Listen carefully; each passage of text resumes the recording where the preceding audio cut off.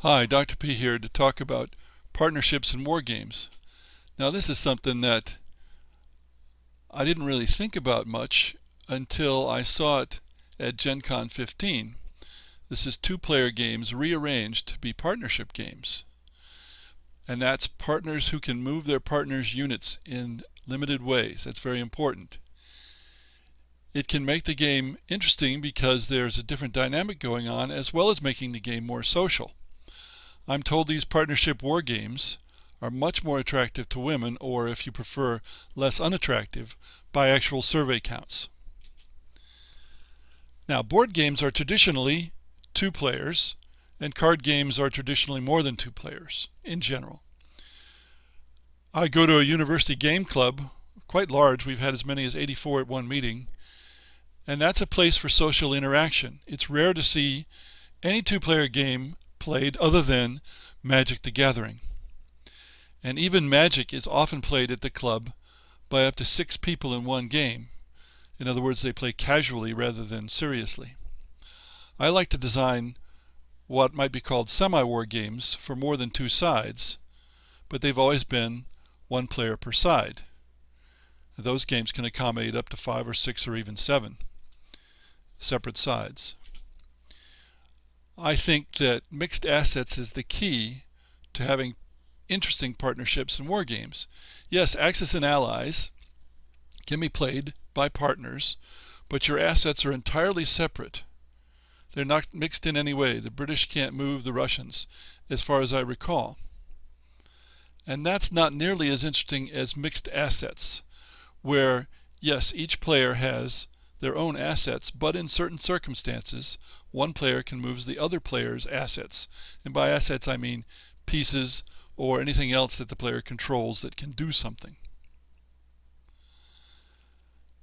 This introduces problems in situations you rarely, if ever, see in 1 versus 1 play, and if it doesn't require closer cooperation, at least it invites it, because the 2 players together can formulate plans where one player uses some of the other player's assets, and then in the next turn when the other player is playing, they can use the first player's assets, and so forth. So I've tried using this with a simple space war game. The assets are separate, but a partner can move the other partner's pieces in defined circumstances, which is when moving along with their own pieces, so there's a limit to how much they can do with it. Well, the jury is out about attraction for women, because I haven't had the game played enough. Women have played. The game itself is in some ways more interesting, and it was very interesting to begin with because of the partnership.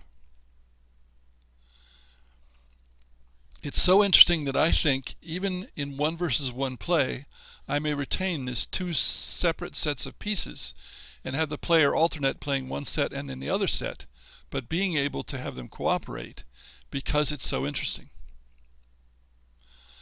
I suspect that, at least for a war game, this would work better in a tactical game than in a highly strategic game, but who knows?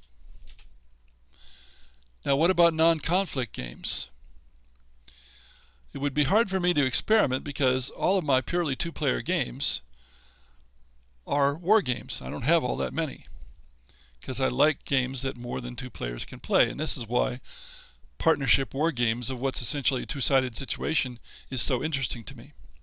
Now, I do have a chariot racing prototype that's designed for 4 sides, but also designed so that you can play it in teams to have up to a total of 8 players, but they have common assets, not separate assets.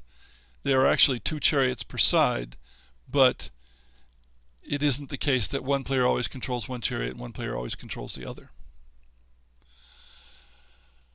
I think that a non-conflict partners game has to include a variety of assets so there can be a division of control as well.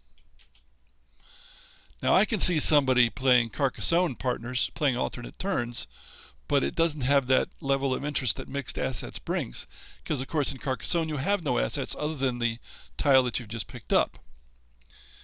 Now, if you think about it, if you have an avatar-based game and you're trying to turn it into a partners game, you're going to need 2 avatars per side most likely.